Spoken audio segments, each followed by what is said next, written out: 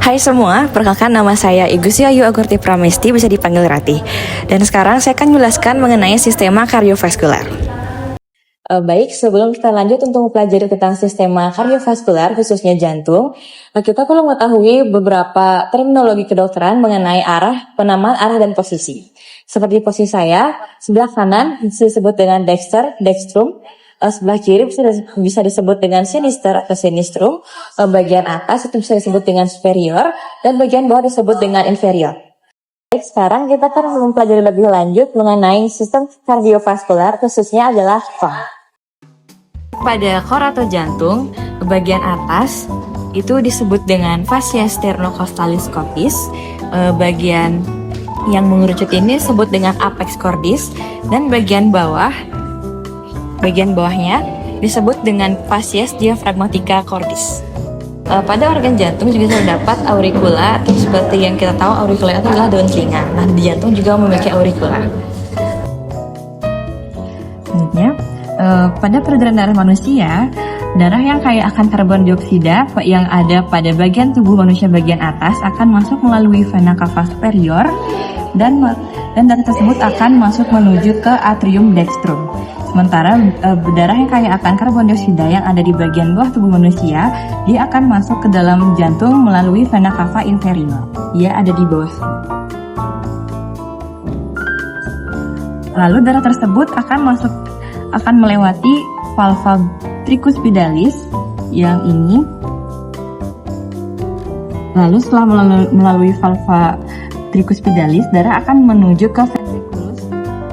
Jadi pada ventriculus dexter terdapat muskulus yang disebut dengan musculus papillaris, di mana musculus papillaris ini dia akan menempel dengan organ yang berbentuknya seperti benang ini yang disebut dengan chorda tendineus.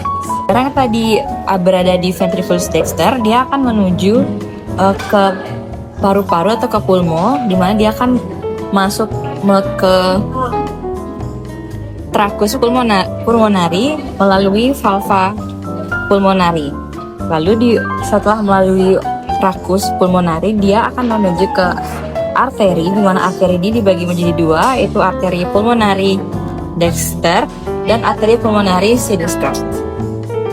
Di darah yang sudah menuju ke paru-paru, di sana darah akan melakukan pertukaran oksigen dari karbon CO2 ke oksigen, di mana darah yang kaya akan oksigen akan masuk kembali ke jantung melalui vena pulmonari, di mana vena pulmonari ini dibagi menjadi dua bagian, yaitu vena pulmonari dexter dan juga vena pulmonari sinister. Vena pulmonari ini juga dibagi lagi menjadi dua bagian, yaitu vena pulmonari superior dan vena pulmonari inferior.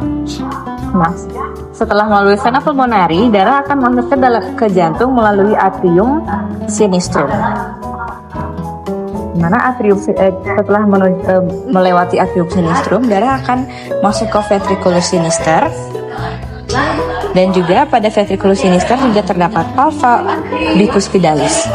Kenapa disebut valva bicuspidalis? Karena hanya terdapat dua bagian dari valva. Sementara pada ventriculus dexter dia terdapat tiga. Karena dua disebut dengan B dan tiga disebut dengan T, makanya ini disebut dengan valva bicuspidalis. Selanjutnya ini ventriculus sinister, dan darah yang setelah melalui ventriculus sinister ini akan dialirkan ke seluruh tubuh melalui aorta. Nah, sebelum masuk ke aorta dia akan melewati katup yang disebut dengan valva aortik. Sekian penjelasan dari saya, sampai jumpa.